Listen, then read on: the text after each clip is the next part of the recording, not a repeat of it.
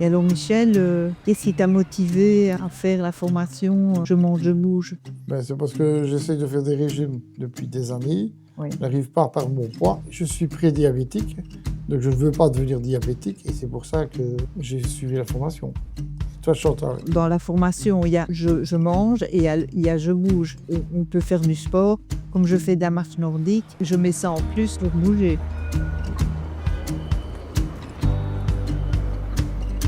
Le programme Je mange, je bouge pour ma santé a été mis en œuvre en 2025 par De Bouche à Oreille, en partenariat avec la maison médicale Le Brasero à Verviers, la maison médicale de Tillers-Clessin et l'SBL Actina, suite à l'appel à projet de la VIC, en Wallonie, tous ensemble vers une société en santé en favorisant des modes de vie sains. D'un côté, la promotion de l'activité physique et d'une alimentation saine, c'est essentiel, c'est capital. De l'autre, réussir à changer les habitudes, c'est difficile. Et donc, en fait, si on veut y arriver, on est obligé de s'entourer et de travailler ensemble pour atteindre cet objectif. La santé, ce n'est pas que soigner un patient. On n'est pas là juste pour le thérapeutique et vraiment soigner les gens, mais on est aussi là en prévention et pouvoir rendre leur quotidien plus doux.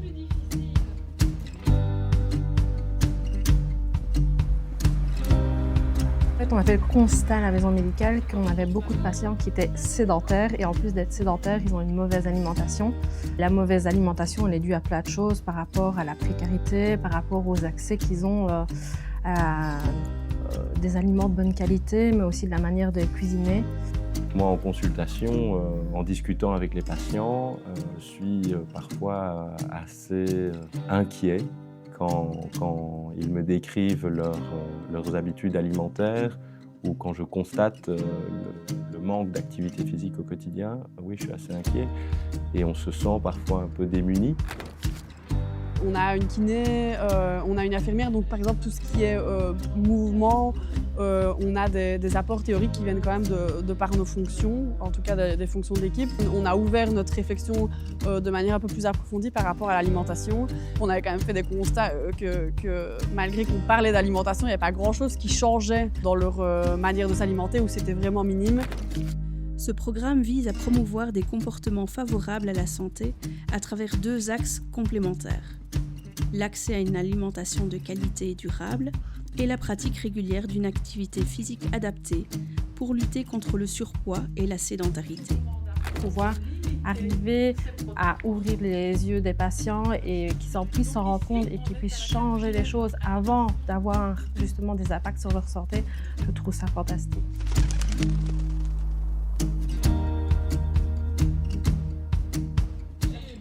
Le programme alterne entre animation autour de l'alimentation de qualité et séances de remise en mouvement adaptées au public. Les contenus des animations sont construits autour des recommandations du Conseil supérieur de la santé et des lignes directrices de l'OMS en matière d'activité physique.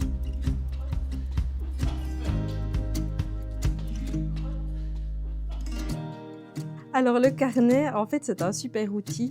Les patients ont l'animation et quand ils reviennent chez eux, ils peuvent carrément se reprolonger dedans. Ce qu'il y a d'intéressant aussi, c'est qu'il y a des petits mots-clés, des petites idées. Ah bah tiens, l'activité physique, santé régulière, ben voilà, je vais marcher 3 minutes, je vais marcher 10 minutes, ça va déjà m'apporter certaines choses.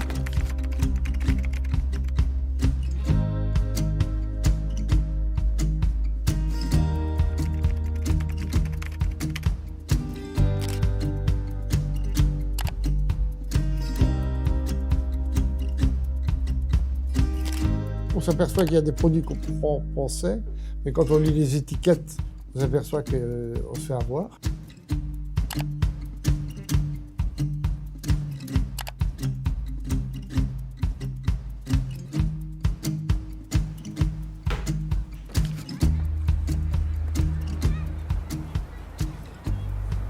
C'était avec un couple de patients qu'on a eu. Ils nous ont raconté que justement, depuis qu'ils participaient aux ateliers, ils faisaient leurs courses ensemble, ils réfléchissaient à ce qu'ils achetaient, ils allaient marcher ensemble le week-end. Ça les a carrément ressoudés et en même temps, ils sont redevenus acteurs de leur santé et ça a vraiment changé leur quotidien. Et aussi bien nous, dans l'activité, on l'a vu, mais aussi les collègues, leurs médecins s'en est rendu compte. Et donc vraiment, on a eu des super retours. Et tous les jours, je vais faire au matin mes 3 km. Voilà. Ça, c'est topissime. Et comment vous sentez-vous? Eh ben, franchement, pourtant je suis fumeuse, quand je vais marcher, et c'est ça que je dis justement à Thomas, la marche, moi, ça me fait du bien. Je ne pense pas à fumer, je suis beaucoup plus relax. Quand je marche, je ne pense pas à fumer. Moi, dans mon cas, je suis retraitée, donc je suis souvent à la maison.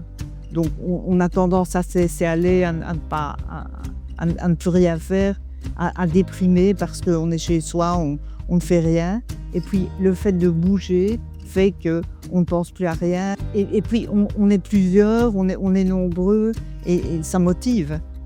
L'impact de votre intervention sur la dynamique de la maison médicale, il a été assez important. Pourquoi? Parce que le fait d'inclure à chaque fois des membres de l'équipe dans vos activités, ça permet aux différents intervenants de sortir un petit peu de leur pratique, parfois individuelle, en consultation, pour se rendre compte qu'il y a d'autres manières de faire de la médecine, de soigner, de prendre soin. Comme tout ce qui est proposé ici, l'idée c'est un petit peu le fait de mettre une petite brique et une petite brique et une petite brique et une petite brique qui donne un résultat. Donc oui, je suis intimement persuadée que ça, c'est une des briques qu'on peut poser avec eux pour mieux être de manière globale. Au niveau de la dynamique de la maison médicale, je trouve que des beaux projets comme ça, c'est vrai que ça porte quand même l'équipe et ça renforce l'idée qu'il faut continuer à vraiment faire de la santé communautaire et de la promotion à la santé. Et en fait, on vise des objectifs à long terme et pas sur quelques mois. Et donc, moi, j'ai eu une patiente d'une 40aine d'années qui est revenue me voir parce qu'elle était souriante, elle avait l'impression d'avoir repris un peu le contrôle sur sa santé et d'avoir gagné en autonomie au niveau de la gestion de son alimentation. Et ça, je pense que c'est essentiel, parce que réussir à sensibiliser les patients à cette problématique, c'est déjà gagné. Après, le reste du chemin, c'est eux qui vont le faire.